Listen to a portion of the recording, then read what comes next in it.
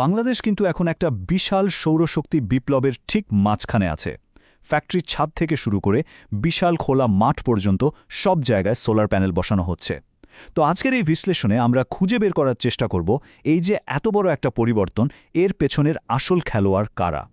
দেখুন 61.4 megawatt pick, এই সংখ্যাটা কিন্তু বিশাল। আর মজার ব্যাপার হলো এটা শুধু একটা সরকারি প্রোগ্রামের আওতায় বসানো রুফটপ সোলারের ক্ষমতা। হ্যাঁ, net metering rooftop solar programme থেকে এসেছে এই বিপুল পরিমাণ শক্তি। শুধু এই একটা সংখ্যাই বলে দেয় এই খাতটা কত দ্রুত গতিতে এগোচ্ছে। তো প্রশ্নটা হলো, কারা ঘটাচ্ছে এই বিপ্লব? কোন কোম্পানিগুলো এর পেছনে মূল শক্তি হিসেবে কাজ করছে? চলুন এই সৌরজগতের মহারথীদের সাথে পরিচিত হওয়া যাক। আচ্ছা, এই যে এত দ্রুত এত কিছু হচ্ছে, এটা কিন্তু এমনি এমনি হচ্ছে না। এর পেছনে আছে খুব শক্তিশালী সরকারি সাপোর্ট আর একদম পরিষ্কার কিছু নীতিমালা। আর ইমেনে এই কারণেই বিনিয়োগের জন্য এত সুন্দর একটা পরিবেশ তৈরি হয়েছে। দেখুন, সরকারের লক্ষ্যটা কিন্তু বেশ বড়। 2041 সালের মধ্যে দেশের মোট বিদ্যুতের 40% আসতে হবে নবায়নযোগ্য শক্তি থেকে। এই বিশাল লক্ষ্যমাত্রাটাই কিন্তু সোলার সেক্টরে বিনিয়োগ আর উন্নয়নের মূল চালিকা শক্তি হিসেবে কাজ করছে। আর এই খাতের একটা সত্যিকারের গেম চেঞ্জার পলিসি হল নেট মিটারিং। সহজ করে বললে, কোনো ব্যবসা প্রতিষ্ঠান বা ব্যক্তি তার ছাদে সোলার প্যানেল বসালে দিনের শেষে যে অতিরিক্ত বিদ্যুৎটা তৈরি হয় সেটা সে জাতীয় গ্রিডে ফেরত দিয়ে টাকা আয় করতে পারে। এর ফলে সোলার প্যানেল বসানোটা এখন আর্থিকভাবেও অনেক লাভজনক একটা ব্যাপার। এই যে স্থিতিশীল পরিবেশের কথা বলছি, তার ভিত্তি কিন্তু SRD এর এই পরিপত্রটা। এই একটা ডকুমেন্টই পুরো বাজারের জন্য একটা শক্ত আইনি কাঠামো তৈরি করে দিয়েছে, যা দেখে বিনিয়োগকারীরা ভরসা পেয়েছে। আর সে কারণেই বাজারটা এত দ্রুত বড় হতে পারছে। বেশ, এবার তাহলে আমাদের আলোচনার একেবারে কেন্দ্রে চলে আসি। এই বাজারের শক্তিধরদের ভালো করে বুঝতে হলে পুরো সোলার ইকোসিস্টেমটাকে কয়েকটা ভাগে ভাগ করে দেখতে হবে। এই টেবিলটা দেখলেই বাজারের পুরো ছবিটা পরিষ্কার হয়ে যায়। দেখুন, এখানে 4 ধরনের খেলোয়াড় আছে। একদল হল গ্রিড জায়ান্ট, যারা বিশাল বিশাল সোলার ফার্ম বানাচ্ছে। আরেক দল রুফটপ বিপ্লবী, যারা ফ্যাক্টরি ছাদে কাজ করছে। তারপর আছে গ্রামীণ চ্যাম্পিয়ন, যারা গ্রামে গ্রামে আলো পৌঁছে দিচ্ছে। আর সবশেষে আছে প্রযুক্তি সহায়ক, যারা এই সবাইকে টেকনোলজি দিয়ে সাহায্য করছে। চলুন শুরু করা যাক রুফটপ বিপ্লবীদের দিয়ে। বাংলাদেশের বিশাল গার্মেন্টস আর টেক্সটাইল ইন্ডাস্ট্রির যে বিশাল বিশাল ছাদগুলো আছে, সেগুলোকে তারা রীতিমতো এক একটা পাওয়ার স্টেশনে পরিণত করে ফেলছে। শ্রেডার অফিসিয়াল ডেটা কিন্তু তাই বলছে। নেট মিটারিং প্রোগ্রামে এই 3টা কোম্পানি একদম শীর্ষে। দেখুন, স্কুপ টেকনোলজিস প্রায় 11.5 মেগাওয়াট পিক ক্ষমতা স্থাপন করে সবার চেয়ে এগিয়ে। এটা থেকেই বোঝা যায় ইন্ডাস্ট্রিয়াল সেক্টরে সোলার এনার্জির চাহিদাটা ঠিক কতটা। এখন চলুন একটা নির্দিষ্ট কোম্পানির কথা বলি, সোলারিক। বড় বড় ফ্যাক্টরির ছাদে সোলার সিস্টেম বসানোর ক্ষেত্রে এরা অন্যতম সেরা একটা নাম। ভাবা যায় তাদের মোট ইনস্টলড ক্যাপাসিটি 170 মেগাওয়াটেরও বেশি।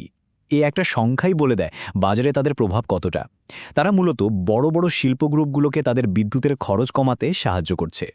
এই খাতের কাজের স্কেলটা বোঝার জন্য কয়েকটা উদাহরণ দেখি। যেমন ওমেরা বেক্সিমকোরের সাথে মিলে বিশাল একটা প্রজেক্ট করেছে।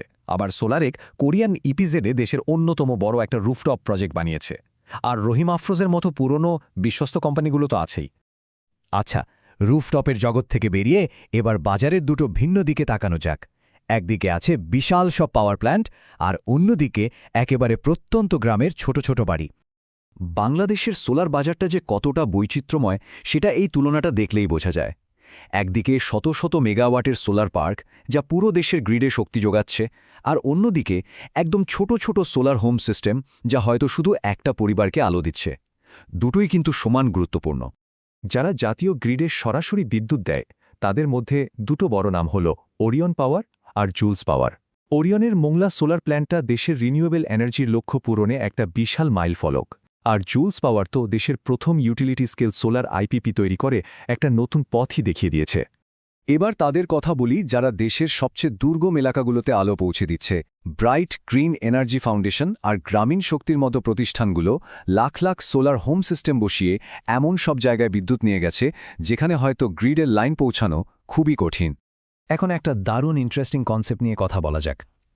সোলশেয়ার নামে একটা tech company peer to peer বা P2P এনার্জি ট্রেডিং চালু করেছে।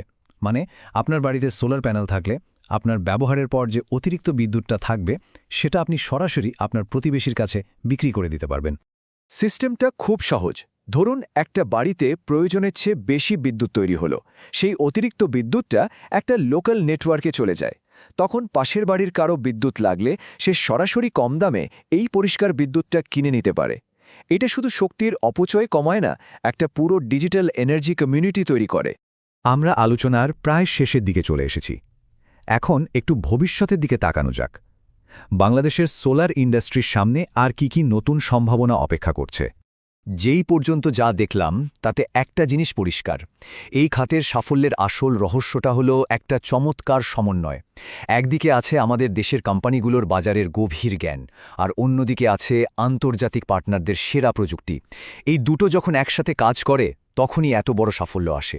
তো এত সাফল্যের পর স্বাভাবিকভাবেই মনে প্রশ্ন জাগে, এরপর কি বাংলাদেশের সৌরশক্তি খাত সামনে কোন দিকে যাবে? এই প্রশ্নের উত্তরটা হয়তো এই ডকুমেন্টার মধ্যে লুকিয়ে আছে। এটা একটা ফ্লোটিং সোলার বা ভাসমান সৌর প্রকল্পের প্রস্তাবনা। ভাবুন তো একবার, আমাদের দেশে যেখানে জমির স্বল্পতা একটা বড় চ্যালেঞ্জ, সেখানে যদি পানির ওপরেই সোলার প্যানেল বসিয়ে বিদ্যুৎ তৈরি করা যায়, এটাই হয়তো বাংলাদেশের সোলার এনার্জির ভবিষ্যৎ। আর সবশেষে এই কথাটা দিয়েই পুরো আলোচনাটা শেষ করা যায়। দেখুন, একদিকে আমাদের দেশের কোম্পানিগুলোর গভীর জ্ঞান আর অন্যদিকে বিদেশের সেরা প্রযুক্তি, এই দুইটার মেলবন্ধনই কিন্তু আসল খেলাটা খেলবে। এটাই বাংলাদেশকে তার নবায়নযোগ্য শক্তির লক্ষ্যে পৌঁছে দেবে আর একটা সুন্দর টেকসই ভবিষ্যতের পথ তৈরি করবে।